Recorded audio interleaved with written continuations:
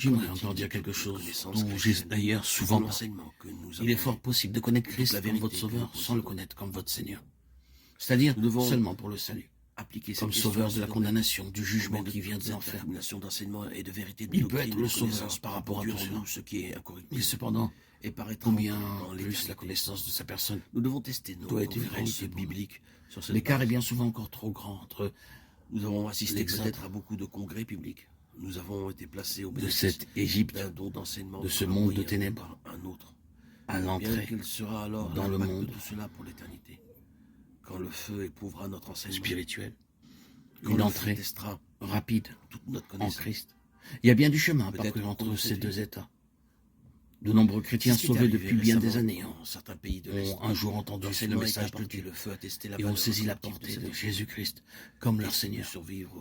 Ils ont saisi que l'écart entre ces deux réalités est très important et cela avait duré assez longtemps comme cela.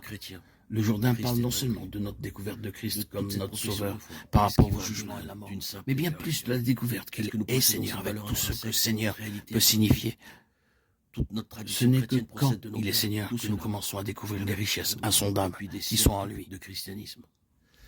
La traversée du Jourdain que nous lisons dans les versets 4 à 9 du chapitre 3 représentait la transition de la désolation et de la stérilité du désert à la fertilité de la vie dans l'esprit. Notre empressement, notre service. Israël avait tellement vécu en eux-mêmes dans leur propre vie. La vie naturelle avait eu un tel ascendant sur eux-mêmes. Leur propre intérêt, les avantages ou les désavantages personnels avaient occupé un tel espace dans leur horizon.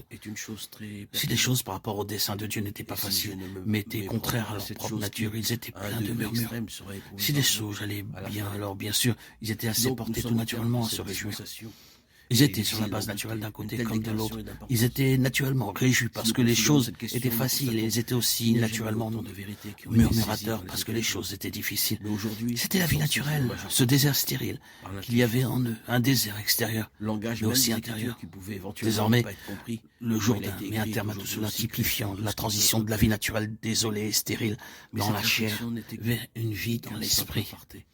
En effet, cet homme auquel Josué était confronté comme représentant de Dieu n'était, je crois, nul autre que le Saint-Esprit, l'Esprit de Dieu, le capitaine des armées du Seigneur. Il est le chef de l'armée éternelle.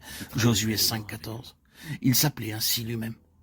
Quand ces paroles que nous citons souvent, ce n'est ni par la puissance, ni par la force, mais c'est par mon esprit de l'Éternel des armées, Zacharie 4,6, étaient employés par le prophète. Vous savez que la citation littérale, c'est non pas par une armée, mais par mon esprit. Ici donc, nous avons le capitaine des armées du Seigneur, l'Esprit, et à partir de ce moment, il va exercer sa charge. Quel résultat il obtiendra? Il y aura la vie dans l'Esprit. Oui, désormais il y aura de la fertilité, non pas une